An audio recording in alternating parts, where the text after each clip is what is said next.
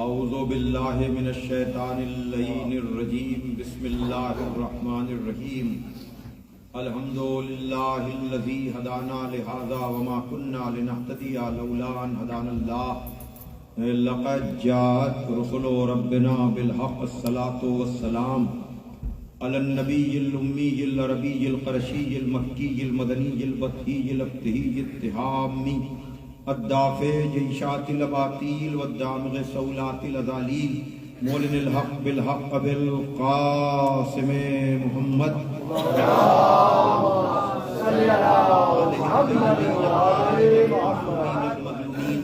الذین ذهب اللہ عنہم الرجس وطہرہم تطہیرا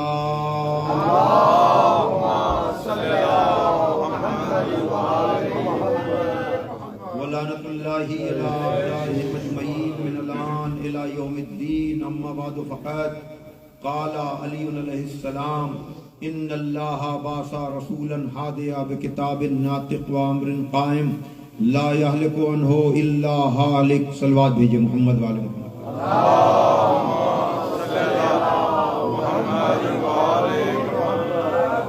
بزرگان محترم و دوستان عزیز، آپ حضرات کی خدمت میں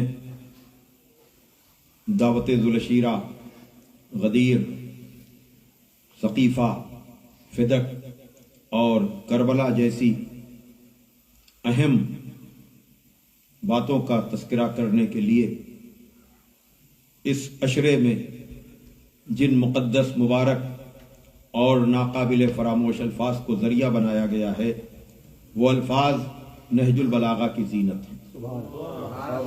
وہ نہج البلاغہ جو مولا کائنات کی تقریروں اور تحریروں کا وہ مجموعہ ہے جسے سید رضی علیہ الرحمہ نے 400 ہجری کے قریب جمع کیا اور اس مجموعے کا نام نہج البلاغہ رکھا. نہج البلاغہ کے مختلف ترجمے اور کئی نسخے ہیں. مفتی جعفر صاحب مرحوم کے ترجمے کے اعتبار سے نہج البلاغہ میں 238 یعنی 238 خطبات ہیں اور 79 یعنی 180 خطوط عہد نامے اور وصیت نامے ہیں اور تقریباً 500 حکیمانہ اقوال ہیں کہ جس کا ایک ایک قول ایسا ہے کہ کسی ایک قول کو بھی اگر انسان اپنی زندگی کا مقصد بنا لے تو اس کی دنیا بھی کامیاب ہو جائے اور آخرت بھی کامیاب ہو جائے. میں نے آپ حضرات کے سامنے اسی نہج البلاغہ کے 167 نمبر خطبے کا انتخاب کیا، بلکہ اس خطبے سے چند جملوں کا انتخاب کیا جو بعثت رسول سے متعلق ہے. بعثت یعنی جب پیغمبر کو اپنی نبوت کے اعلان کی یا رسول کو خدا کے پیغام کو پہنچانے کا حکم ہوا. غار حرا کا میں نے ذکر کیا نہج البلاغہ کے حوالے سے اور یہ بتایا کہ وہ مسلمانوں کی عام تاریخ ہے جو یہ بتاتی ہے کہ نبی کو بھی پتہ نہیں تھا کہ اس پر وحی کا نزول ہوا. ورقہ بن نوفل کے ذریعے سے تصدیق ہوئی، لیکن جو نبی کا ہر مسئلے میں نور و ظہور میں نبی کا شریک تھا اس نے کہا کہ مجھے بھی پتا تھا، نبی کو بھی پتا تھا. اور کل میں نے آپ حضرات کے سامنے دعوت ذوالعشیرہ تک آپ کو میں لے کر آیا اس لیے کہ پتہ نہیں لوگوں کو کیوں ذکر علی سے الجھن ہوتی ہے. چاہتے یہ ہیں کہ خدا کا ذکر زیادہ سے زیادہ ہو، رسول کا ذکر زیادہ سے زیادہ ہو اور علی کے ذکر میں کچھ کمی کر دی جائے، یہ جاننے اور پہچاننے بغیر کہ ذکر علی بھی چاہیے ذکر نبی کے ساتھ.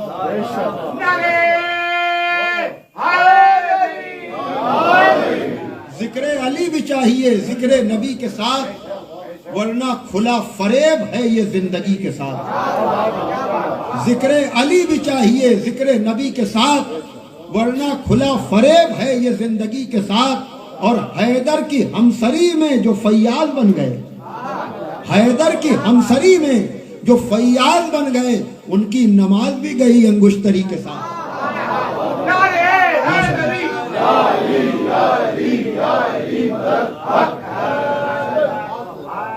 اور میں نے آپ حضرات کے سامنے کل جو بات کہی تھی، حالانکہ وقت تھوڑا سا کل میں نے زیادہ لے لیا تھا، اس لیے کہ آپ کے علم میں ہے کہ میں نے اعلان کیا تھا کہ یہ مجلس 40-45 منٹ کی ہوگی تاکہ لوگ اپنے اعتبار سے تیار ہو کر کے آئیں، اس لیے کہ ذکر کے لیے تو گھنٹوں بھی ناکافی ہیں.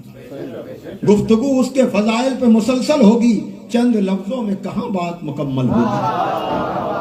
تو علی کے باب میں تشنگی کا احساس تو آپ کو رہے گا، ہمیشہ رہے گا، اس لیے کہ محترم رضا علی آبدی صاحب نے جشن مولود کعبہ میں تقریر کرتے ہوئے یہ کہا تھا کہ یہ ٹاپک ایسا ہے، یہ موضوع ایسا ہے، یہ ذکر ایسا ہے کہ صدیاں گزر گئیں ابھی بھی تشنگی باقی ہے، ابھی تک کوئی مکمل سیرت علی کی بیان نہیں کر پایا. اس لیے کہ بیان کرے کون بھائی؟ غالب، میں نے بار بار غالب آ جاتے ہیں، لیکن شاعر ہی ایسا ہے کہ جو کہتا ہے کس سے ہو سکتی ہے مداحی ممدوح خدا، کس سے ہو سکتی ہے مداحی ممدوح خدا، کون کر سکتا ہے آرائش فردوس بری. جیسے خدا کی سجائی ہوئی جنت کے ڈیکوریشن میں بڑے سے بڑا ڈیکوریٹر کوئی اضافہ نہیں کر سکتا، ویسے ہی جس علی کا مداح خدا ہو،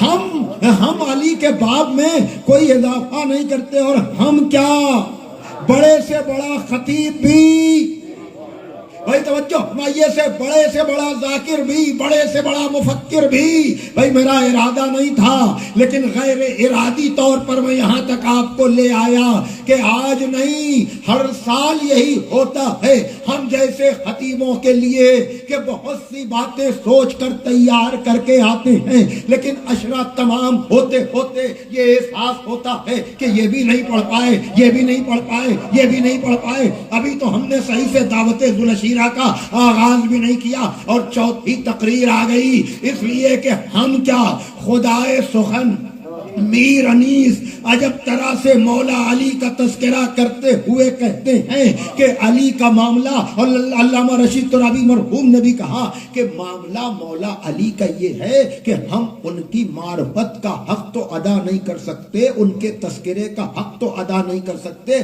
بس جتنا پتہ چلتا جاتا ہے اتنا کہتے جاتے ہیں، ورنہ یہ علی ہے کیا، جانے کون، پہچانے کون، ذکر کرے کون. اس لیے کہ بینا ہوئی جو آنکھ تو نور خدا کہا.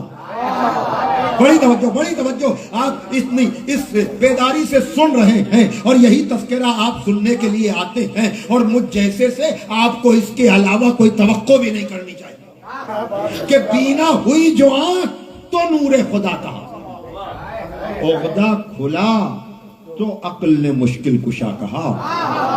بینا ہوئی جو آنکھ تو نور خدا کہا، پتا چلا نا، آنکھوں کو روشنی ملی، بینا ہوئی جو آنکھ تو نور خدا کہا، عقدہ کھلا تو عقل نے مشکل کشا کہا، مطلب ہوا حصول تو حاجت روا کہا، پایا در مراد تو بحر سخا کہا. ہم خوش ہوئے کہ مدح کے دریا بہا دیے، ہم خوش ہوئے کہ مدح کے دریا بہا دیے، کیا بڑھ گیا جو بحر میں قطرے ملا دیے.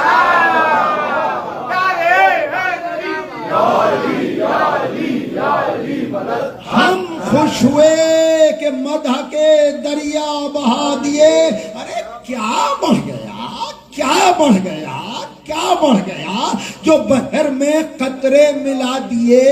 یعنی مجھ جیسے ادنا خطیب سے لے کر میر انیس جیسے خدائے سخن تک کی فکر فضائل حیدر کرار کے سمندر میں کوئی اضافہ نہیں کرتی. اور اگر غاصب دو چار فضیلتیں اپنے نام منسوب کر لے تو فضائل کے سمندر میں کوئی کمی نہیں ہوتی. تو گھنٹوں کیا اشروں میں بھی بات تو مکمل ہوگی نہیں. بس ہم تو اپنے ظلمت کدے قلب میں ان کے انتصاب کے ذکر کی چند شمع روشن کر کے اپنے شجرے کی طہارت کا اعلان کرتے ہیں، ورنہ علی کے لیے خدا جانے نبی جانے.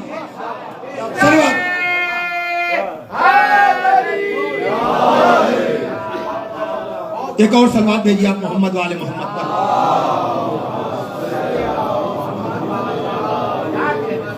اور پھر ذکر علی سے الجھن کیوں ہے؟ میں نے اسی لیے سمپل سادہ آسان موضوعات اس دفعہ رکھے تاکہ دقیق باتیں نہیں، وہ نام، وہ کام، وہ سلسلہ کہ جس کے بغیر تاریخ اسلام مکمل نہیں ہو سکتی. بھائی دعوت ذوالعشیرہ وانذر عشیرتک الاقربین، اپنے قرابت داروں کو خوف خدا دلاؤ، اس لیے کہ وہ لوگ بھی جن کے لیے کہا جا رہا ہے کہ وہ سافٹ کارنر ہمارے لیے رکھتے ہیں، ان کے دل میں محبت اہل بیت ہے، وہ بھی ہمیں یا علی کے نام پر کفر و شرک کا فتویٰ دینے میں کوئی تکلف نہیں کرتے. میں کہا کہ توجہ فرمائیے گا، یعنی میں کوئی نام لے کر کے ان کی اہمیت بڑھانا نہیں چاہتا. بھائی صلوات ہے جو محمد والے محمد پر. جو بہت زیادہ بہت جن کے نام چل رہے ہیں نا، وہ بھی کہتے ہیں سب کچھ سمجھ میں آتا ہے، لیکن یہ یا علی سمجھ میں نہیں آتا ہے. اللہ کے ہوتے ہوئے کسی اور کو پکارنے کی ضرورت کیا ہے؟ لیکن میں کہوں گا کہیں اور نہیں، دعوت ذوالعشیرہ میں آ کر دیکھ لو، اس لیے کہ تمہیں یہ فلسفہ سمجھ میں نہیں آ سکتا. کوئی ثقیفائی اس فلسفے کو سمجھ ہی نہیں سکتا کہ ذکر علی اور اولاد علی کے بغیر اسلام کی ملاوٹ کو بے نقاب کیا ہی نہیں جا سکتا. لیکن افسوس تو یہ ہے کہ اس پروپیگنڈے سے اپنے بھی متاثر ہو رہے ہیں کہ ہاں ہمارے یہاں بھی کچھ زیادہ ذکر علی ہوتا ہے. ارے غیروں کے پروپیگنڈے سے آپ متاثر کیوں ہو رہے ہیں کہ آپ کو پتہ نہیں ہے کہ ثقیفائی مزاج لوگوں نے ثقیفہ کا اہتمام کیا ہی اس لیے تھا تاکہ علی پر پردہ پڑ جائے، لیکن پردہ ڈال کے بھی علی کی عظمت میں کمی کہاں ہوگی؟ اس لیے کہ یہ ذات وہ ہے کہ پردہ پڑنے سے عظمت میں کمی نہیں ہوتی، عظمت میں اضافہ ہو جاتا ہے. کیا ہجرت کی شب جاننے والوں نے جانا نہیں، پہچاننے والوں نے پہچانا نہیں کہ پوری رات چادر اوڑھ کر لیٹے رہے تو باہر کفار نبی سمجھتے رہے. صلوات ہے کہ محمد والے محمد پر.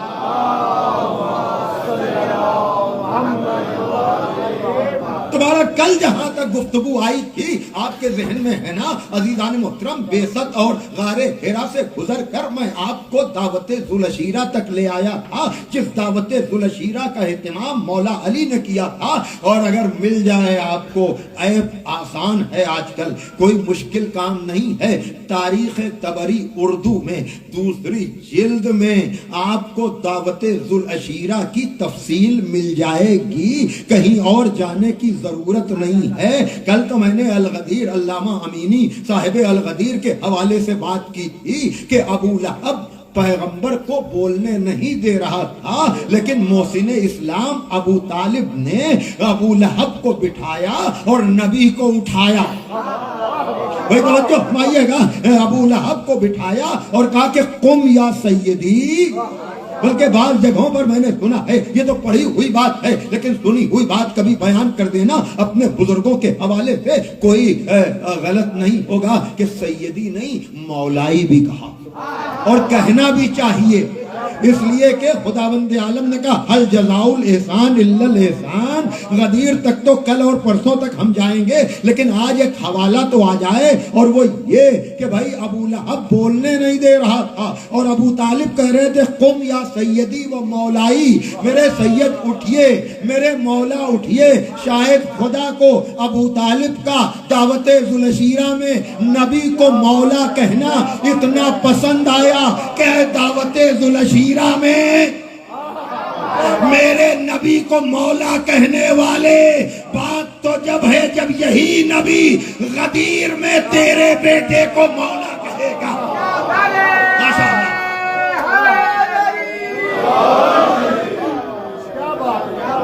صلوات ہے محمد. ماشاء اللہ.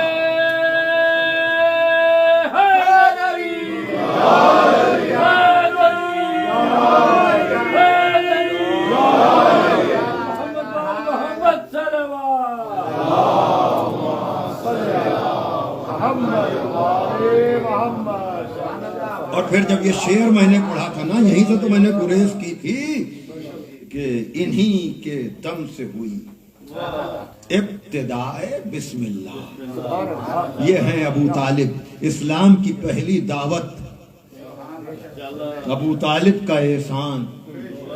ابو طالب کے ایمان پر نہیں، ابو طالب کے احسان پہ بات ہونی چاہیے. بھائی صلوات پڑھ دے محمد والے محمد پر.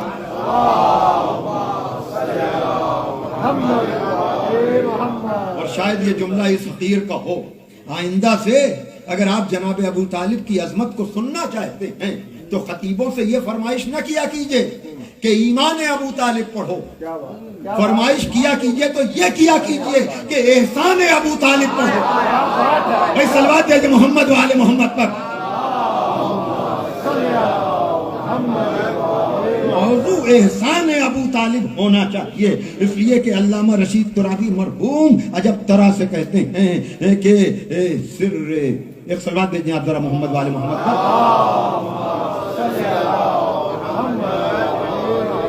بھائی دیکھیے آپ حضرات بلا تکلف آگے آ جائیں. مجھے طریقہ تو آتا ہے لیکن ابھی کوئی موقع نہیں ہے کہ میں کوئی کسی فن کا استعمال کروں. آپ حضرات خود سے آگے آ جائیں. ایک صلوات بھیج دیں آپ محمد والے محمد پر.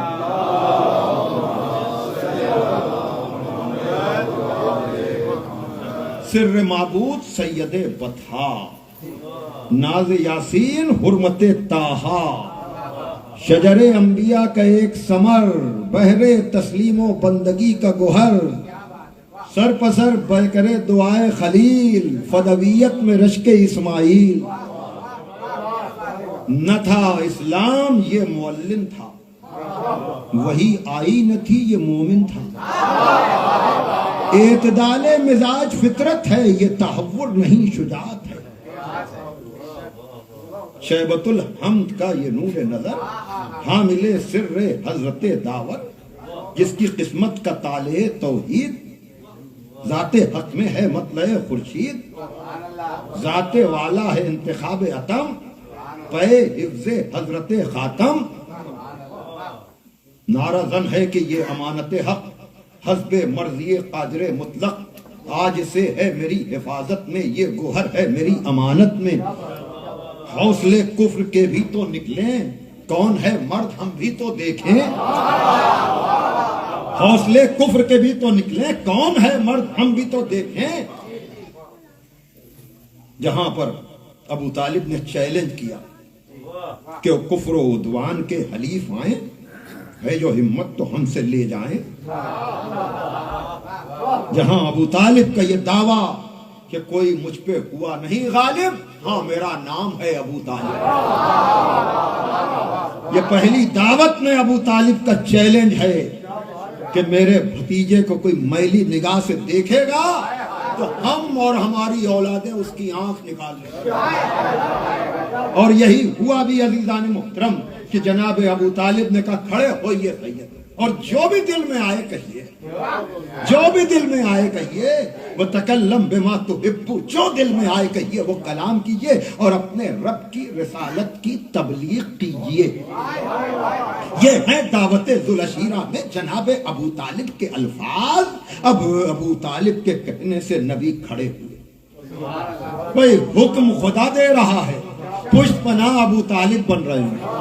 بھئی توجہ فرمائیے گا، حکم خدا دے رہا ہے، پشت پناہ جناب ابو طالب بن رہے ہیں. چاہنے کے باوجود میں دعوت ذوالعشیرہ کی تفصیل آپ کو سنا نہیں پایا، لیکن میں نے ریفرنس اور حوالہ دے دیا. اپنی کتاب کا نہیں، اپنی کتاب کا نہیں، تاریخ طبری جیسے متعصب مورخ کی کتاب کا کہ اس میں بھی جا کر آپ پڑھیں گے تو آپ کو مل جائے گا کہ اب پیغمبر نے کھڑے ہو کر کہا اے اولاد عبد المطلب میں تمہارے لیے ایسی نعمتیں لے کر آیا ہوں جو اب تک ایسا کوئی پیغام لے کر نہیں آیا، اور تم لا الہ الا اللہ کہو، اور اس امر میں، اس معاملے میں، اس کام میں کون ہے جو میرا مددگار بنے اور وہ میرا وسیع قرار پائے، میرا اخی قرار پائے، میرا خلیفہ قرار پائے، مددگار بنے، مددگار۔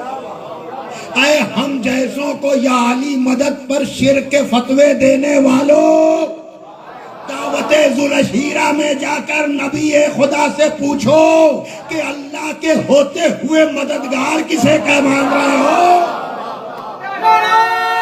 اللہ دیکھیں میں کہاں سے لے کر آیا ہوں اس نقطے کو، اس پیغام کو، کہ دعوت ذوالشیرہ میں مسئلہ ہے لا الہ الا اللہ کا، بات کر رہا ہے محمد الرسول اللہ۔ اب آگے ہم کیا کریں؟ نبی کہہ رہے ہیں مجھے ہے مددگار کی ضرورت، لا الہ الا اللہ کے لیے محمد الرسول اللہ کو مددگار کی ضرورت ہے۔ اے پروپیگنڈے سے یا علی شرما کر کہنے والوں، کہیں اور نہیں دعوت ذوالشیرہ میں آ جاؤ تو تمہیں پتا چلے گا کہ خیبر سے پہلے نبی یا علی کہہ رہے ہیں۔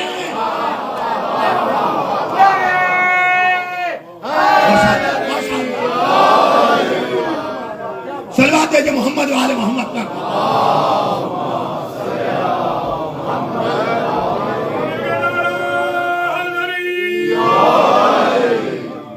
اور پھر مسئلہ ہے کیا کہ یہ ہر جگہ علی کو ساتھ کیوں رکھا؟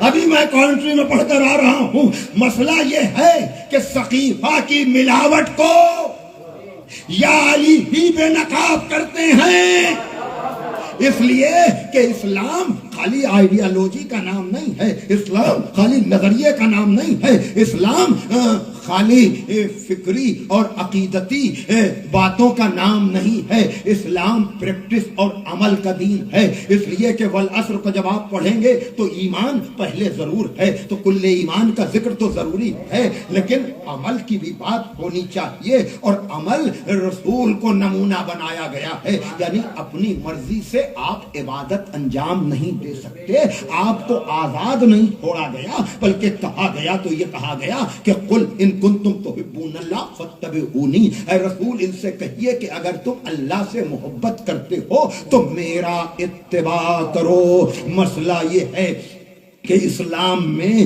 سقیفہ میں جس ملاوٹ کا آغاز ہوا تھا اس نے سب کچھ بدلنے کی ناکام کوشش کی، اور اس نتیجے میں آج اسلام کا مذاق اڑ رہا ہے۔ اور علامہ اقبال کا پیغام ہم سب کو یاد رکھنا چاہیے کہ یقیناً مسائل ہیں، آج سے نہیں، اقبال کے دور سے اور اس سے بھی پہلے سے ہیں، لیکن اقبال جیسا جانتا ہے کہ ان مسائل کو سوائے حیدر کے اور کوئی حل نہیں کر سکتا، اس لیے کہ کسی کی نظر ہو یا نہ ہو، لیکن علامہ اقبال جیسوں کی نظر ہے کہ دعوت ذوالشیرہ پہلی دعوت اسلام میں علی کے علاوہ کسی نے نصرت رسول کا وعدہ نہیں کیا، تو جس نے نصرت کا وعدہ کیا وہی تو ہر وقت کام آئے گا، ہر کس و ناکس کام نہیں آ سکتا۔ جبھی تو اقبال نے کہا کہ بڑھ کے خیبر سے ہے یہ مارکے دین و وطن، بڑھ کے خیبر سے ہے۔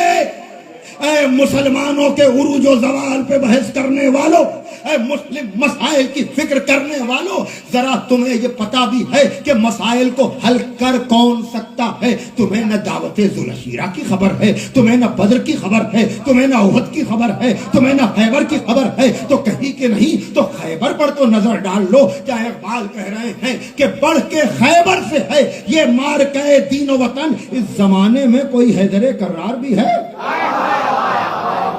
صلوات دیجئے محمد والے محمد پر۔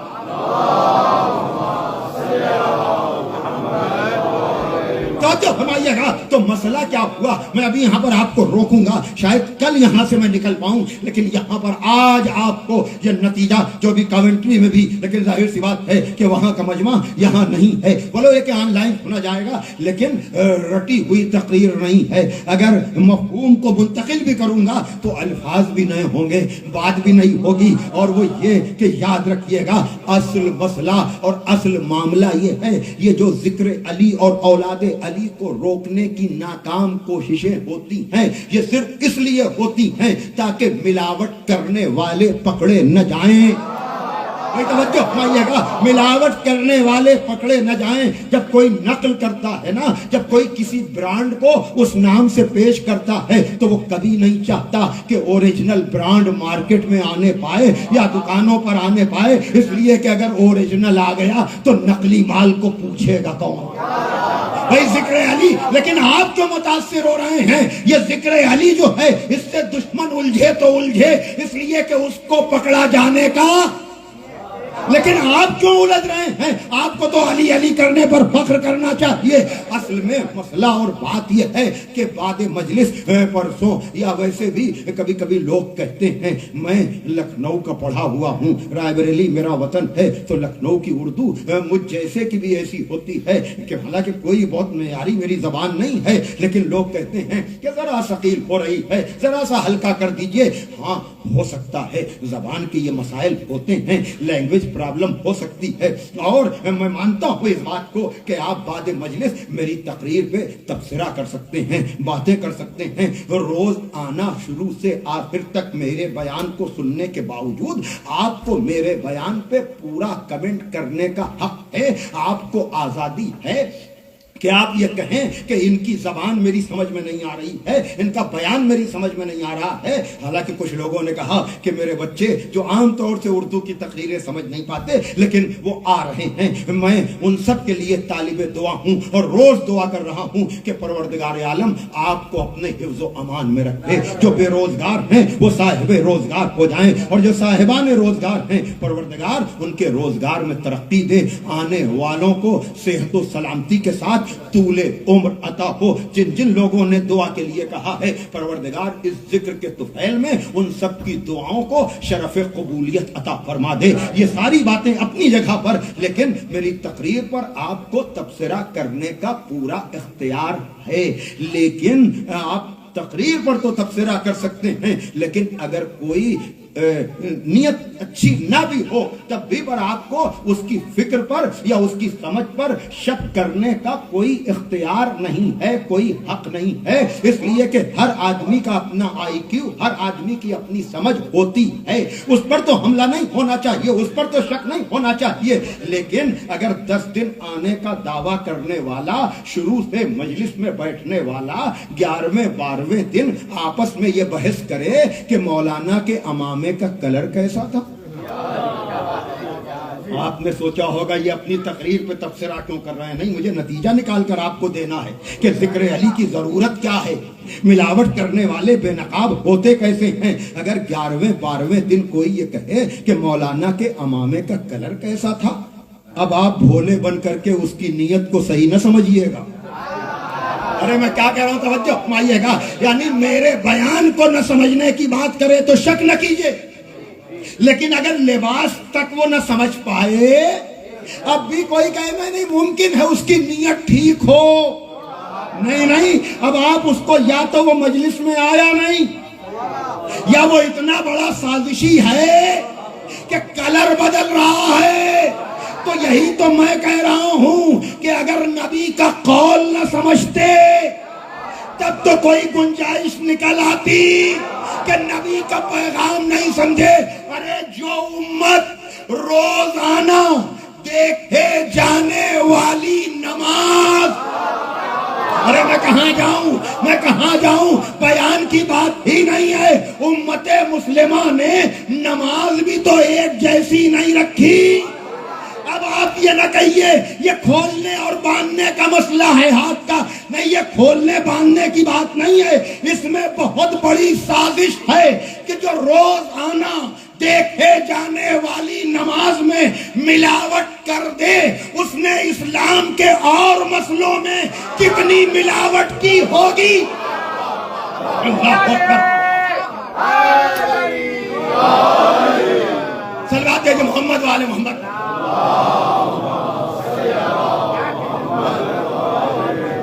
یہ مسئلہ اتنا سمپل نہیں ہے، یہ مسئلہ اتنا سادہ نہیں ہے کہ ارے جو جیسے چاہے نماز پڑھے۔ وہی میں نے بات کہی کہ میری تقریر پر آپ بہت تبصرہ کریں، آپ کو پورا حق ہے۔ بڑے بڑے لوگوں کو میں خود کہہ رہا ہوں کہ مجھ جیسے خدمت بیان کو ثواباً سنیے، اور بڑے خطیبوں کو آپ کے پاس ہے اختیار، لیکن یہاں آ کر بھی اگر کوئی لباس پر بحث کر رہا ہے تو اس کا مطلب یہ ہے کہ وہ سازش کر رہا ہے۔ اسی طرح سے بات ہاتھ کھولنے اور باندھنے کی نہیں ہے۔ جو 5 وقت نظر آنے والی نماز میں رد و بدل کر دے، جس میں امکان بھی نہیں تھا، تو اور پورے اسلام میں کتنی ملاوٹ ہوئی ہوگی؟ بھائی توجہ فرمائیے گا۔ تو اب آپ سمجھیے کیوں بعثت کے موقع پر نبی کے ساتھ علی ہیں، کیوں نور و ظہور میں؟ اس لیے کہ مکروا مکر اللہ واللہ خیر الماکرین، سازش کرنے والے سازش کرتے ہیں اور خدا سازشوں کا بہترین جواب دینے والا ہے کہ تم رد و بدل بھی کرو گے اور پھر اسلام کے ذمہ دار بھی بنو گے تو صحیح۔ ہم محافظ کسی ایسے کو بنائیں گے ہی نہیں کہ تم جس طرح سے بدل دو، ہم نبوت کے ساتھ امامت کو رکھیں گے۔ اس لیے کہ وہ دور گزر گیا کہ آپ نے آرڈر دیا، نمونہ دیا کہ اس نمونے پر ہمیں مال چاہیے ہے، اس نمونے کا مال بھی نہیں بنا اور اس نمونے کو ڈسٹرائے اور خراب بھی کر دیا گیا، اور اپنے ہی بنائے ہوئے مال سے ایک چیز نکال کر کہنے لگے کہ یہی تو آپ نے نمونہ دیا تھا۔ یعنی غلطی ماننے کے بجائے خود آرڈر دینے والے کے آنکھوں میں دھول جھونکنے جب لگے لوگ، تو اب سمجھدار لوگوں نے سیمپل اور نمونے ایک نہیں 2 بنائے، کہا دستخط کرو، مال دیا جائے گا اس سیمپل پر اور آرڈر لیا جائے گا اس نمونے پر۔ اب آپ سمجھے نبی کے بعد نبی جیسوں کو کیوں رکھا گیا کہ یہ لوگ سقیفہ میں رد و بدل کریں گے، کا آرڈر دیا جائے گا نبوت والے نمونے پر، مال لیا جائے گا امامت والے نمونے پر۔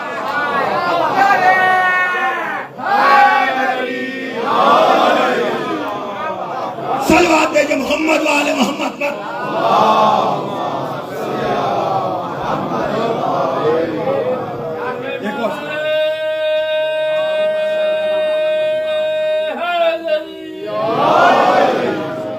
بس عزیزان محترم، اس لیے ہر جگہ علی ہیں، اور ایک جملہ کہوں اور بس آج میں رب دینا چاہوں گا، اس لیے کہ دعوت ذوالعشیرہ میں نبی نے جو یہ کہا، یہ حکم خدا سے کہا کہ کون ہے جو اس مسئلے میں ہمارا ساتھ دے، ہمارا مود و معاون بنے، ہمارا مددگار بنے۔ تو خدا یہ کہہ کر کے اپنے نبی کے ذریعے یہ بتا رہا ہے کہ لوگوں کی سازشوں کا شکار نہ ہونا، اگر صحیح توحید چاہیے ہے، صحیح عدالت چاہیے ہے، صحیح رسالت چاہیے ہے، تو امامت کا دامن نہ چھوڑنا، ورنہ کون کب بہکا کر چلا جائے تمہیں پتہ بھی نہیں چلے گا۔ تمہارا عقیدہ کس نے خرید لیا، تمہارا ایمان کس نے خرید لیا؟ تو جو نبی کی نبوت میں مددگار بن جائے، ہمارا عقیدہ بھی اس کی مدد کے بغیر محفوظ نہیں رہ سکتا۔ بس یہی پیغام ہے عزیزان محترم، اور اس کی حفاظت ہونی چاہیے۔ اور یہ وہ مرحلہ ہے کہ جہاں پر آپ دیکھیں کہ کل میں نے جو بات کہی تھی کہ وعدہ کیا علی نے۔ اب جملہ سنیے، بہرحال آج ایک جملہ ایمان نہیں، احسان ابو طالب۔ اب ایک جملہ اور وہ یہ کہ اسلام نام ہے 2 لفظوں کا۔ رک جائیں ابھی، آپ ابھی سے لائٹیں نہ بند کیا کریں، لائٹیں بند بھی کریں تو مصائب اختتام کی منزل پر جب آئیں تھوڑا سا، کہ اسلام نام ہے 2 لفظوں کا، ایک کی دعوت، یا یوں کہا جائے ایک کے دعوے کا، دوسرے کے وعدے کا۔ بڑی توجہ، اب آپ اس کو جتنا پھیلائیں، اسلام نام ہے ایک کے دعوے کا، ایک کے وعدے کا۔ دعویٰ نبی کا، وعدہ علی۔ بس اب آپ اسی کو پھیلاتے چلے جائیں، جب بھی آپ سوچیں گے تو آپ لطف لیں گے۔ اور دعوت ذوالشیرہ انہی دو جملوں کے خلاصے کا نام ہے۔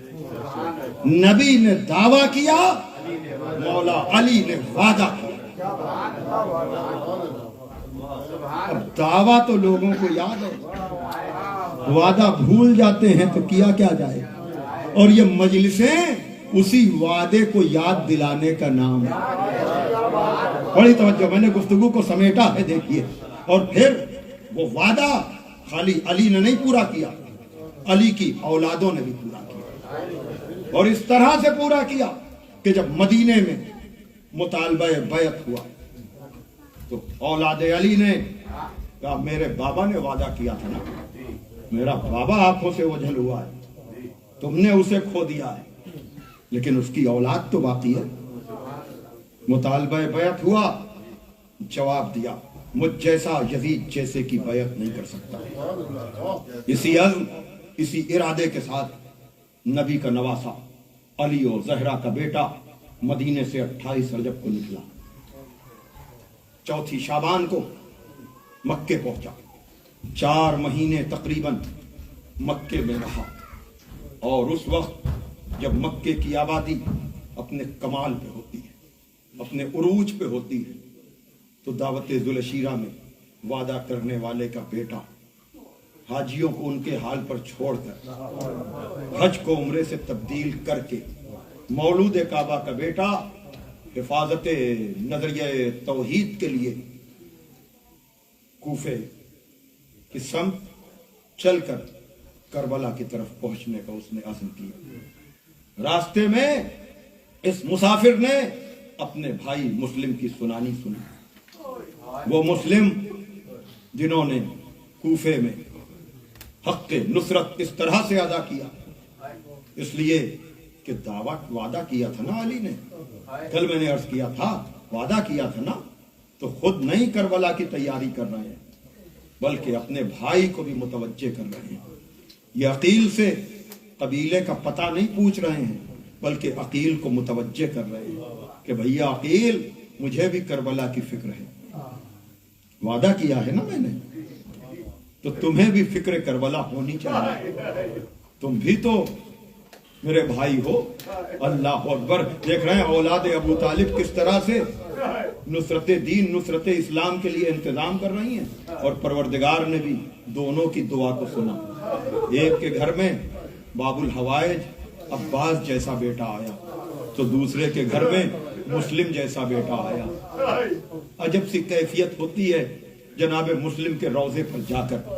ہاں بولو یہ کہ مسجد کوفہ کے اعمال کبھی کبھی تھکا دیتے ہیں، خدا سب کے اعمال کو قبول کرے، اور ہم بعد میں جاتے ہیں تو اگر ترتیب بدل دی جائے کہ پہلے جناب مسلم کے روضے میں جایا جائے، حسینی سفیر کو سلام کر لیا جائے، پھر مسجد کوفہ کے اعمال کیے جائیں، تو ایک رقت اور گریے کی کیفیت، اس لیے کہ میں نے شب قدر کے اعمال ایران میں جب کیے ہیں تو اس وقت ہم نے دیکھا ہے کہ قرآن سر پہ رکھ کر جب 10 دفعہ نام لیے جاتے ہیں نا تو اعمال کرانے والا خالی نام نہیں لیتا ہے بلکہ ان اماموں کی مظلومی کا ذکر بھی کرتا ہے، تاکہ شب قدر میں بھی پہلے حسین اور حسین کے ساتھیوں پر گریہ کر لیا جائے، ائمہ کی مظلومی پہ گریہ کر لیا جائے، تاکہ ان کے احسان کو یاد کر کے خدا کی عبادت انجام دی جائے۔ خدا آپ کے جذبوں کو سلامت رکھے۔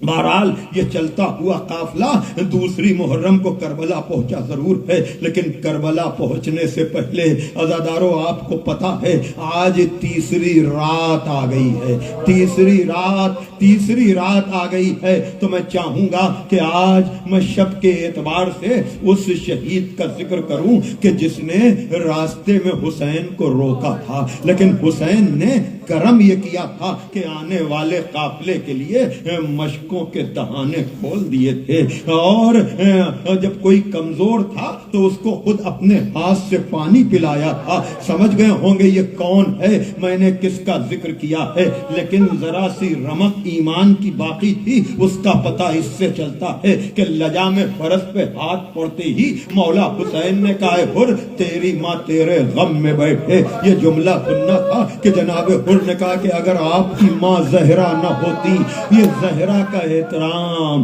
ہاں اسی لیے احترام زہرا کو ہمیشہ پیش نگاہ رکھا کیجئے۔ جزاکم ربکم۔ ہاں عزادارو، بہرحال یہ حسین ابن علی حر سے یہ بات طے پائی کہ کوفے نہیں تو چلو دوسری طرف چلتے ہیں، اور یہ قافلہ دوسری محرم کو کربلا پہنچا۔ حر دیکھ رہے تھے مزاج کیا بن رہا ہے، بات کیا ہو رہی ہے، لیکن جب روز تاسوعہ 9 محرم کو یہ طے پا گیا کہ اب حسین کو گھیر کر مارا جائے گا، تو پسر سعد نے یہ طے کیا کہ رائے کی حکومت کے لیے ہم حسین کو قتل کر دیں گے۔ لیکن حر نے، جملہ سنیے گا، حر نے 9 محرم کو دن ہی میں طے کر لیا تھا کہ اب میں اس طرف نہیں رہوں گا۔ یہی وجہ ہے کہ جب شب عاشور آئی ہے تو حر خیمے کے سامنے ٹہل رہے ہیں، پریشان حال ہیں۔ کسی نے آ کر پوچھا کہ اے سردار تمہاری پریشانی کا سبب کیا ہے؟ ہاں کہا تم سننا چاہتے ہو تو آؤ میرے ساتھ۔ دریا کے کنارے لے کر کے آئے، ایک مرتبہ خیام حسینی کی طرف سے ہوا کا جھونکا آیا، چھوٹے چھوٹے بچوں کی آواز، الاتاش الاتاش، ہائے پیاس ہائے پیاس۔ میں نے عمدن آج فضائل کم رکھے، اس لیے کہ فضائل کے لیے تو سارے سال ہیں، میں نہیں چاہوں گا کہ مصائب میں کوئی کمی ہو، لیکن اب آپ گھٹ گھٹ کر نہ روئیں، ایسے روئیں جیسے کوئی ضعیف ماں اپنے بچوں کو روتی ہے۔ جزاکم ربکم کا سنا تم نے؟ یہ آواز یہ ان بچوں کی آواز ہے جن کو گھیر کر میں لایا ہوں، یا کہہ رہے ہیں ہائے پیاس ہمیں مارے ڈال رہی ہے، یہ پیاس ان بچوں کو مارے ڈال رہی ہے، یہ آواز ہمیں مارے ڈال رہی ہے۔ کا پھر ارادہ کیا ہے؟ کا حر اپنے ارادے کا اعلان رات کی تاریکی میں نہیں دن کی روشنی میں کرے گا، اور یہی ہوا بھی۔ جب دن نکلا ہے اور صبح عاشور آئی ہے تو حر چھوٹے سے لشکر کے ساتھ حسینی خیام کی طرف چلے ہیں، لیکن کس طرح سے چلے ہیں سنو عزادارو۔ چہرے پر نقاب ڈالی ہے، رومال سے ہاتھ باندھے ہیں، کہا میں مجرم کی طرح سے اپنے آقا کی بارگاہ میں جانا چاہتا ہوں۔ مسائب بڑے تفصیلی ہیں، میں مختصر کر رہا ہوں کہ نعرہ تکبیر کی آواز سنی، کہا کیوں؟ کہا اصحاب حسین ہمارے استقبال کو آ رہے ہیں، اور آگے بڑھے۔ پھر نعرہ تکبیر کا عباس و علی اکبر۔ ایک مرتبہ کہا میرے لال جب آقا حسین پر تک پہنچ جاؤں تو مجھے بتا دینا۔ ایک مرتبہ اللہ اکبر کہا بابا منزل آ گئی۔ جناب حر نے گر کر حسین ابن علی سے کہا کیا میری خطا بھی؟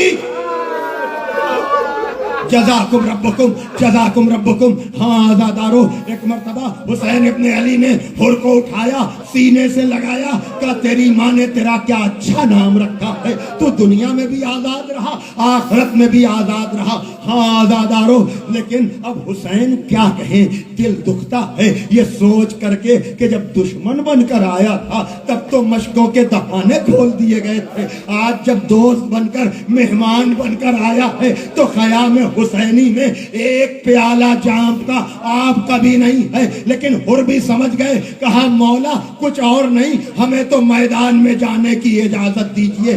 اجازت ملی، لیکن حر خود نہیں گئے، اپنے بیٹے کو بھیجا ہے۔ بیٹا 3 دن کا بھوکا نہ تھا، 3 دن کا پیاسا نہ تھا، لیکن ایک مرتبہ جب نرغے آدھا میں گرا، بیٹے نے آواز دی کہ بابا میری مدد کو آ جاؤ۔ بیٹے کا معاملہ تھا، حر گھوڑے کو دوڑاتے ہوئے اپنے بیٹے کے سرہانے پہنچے۔ عجب منظر دیکھا کہ حر کے پہنچنے سے پہلے مظلوم آقا پہنچ چکا ہے اور زانو پہ سر ہے۔ حر آگے بڑھے، سوچا کہ بیٹے کے لاشے کو اٹھا لے، مولا حسین نے روک دیا، کہے حر کیا غضب کرتا ہے، کہیں کوئی بوڑھا باپ جوان کا لاشا اٹھاتا ہے؟ میں کہوں گا آقا حر کو تو روک دیا۔ जज़ाकुम रब्बुकुम। अभी आपने जनाब अली अकबर के हाल का नौहा सुना है ना, दर्द भरा अंदाज था। यकीनन बेटे का मसला ऐसा ही होता है। मैं कहूंगा हुर को तो रोक दिया, लेकिन जब आपका बेटा आवाज देगा तो यही बूढ़ा बाप होगा, या अली करता हुआ पिदर बर लाशे पिसर जानू बजानू रसीद। या अली करबला के अली को पुकार रहे हैं कि नजफ के अली को। अब जब बूढ़े बाप से लाशा उठ न सका, खैमे करो किया बनी हाशिम के बच्चों, वाह अलिया, वाह हुसैना, वाह मजलूमा, मातम हुसैन।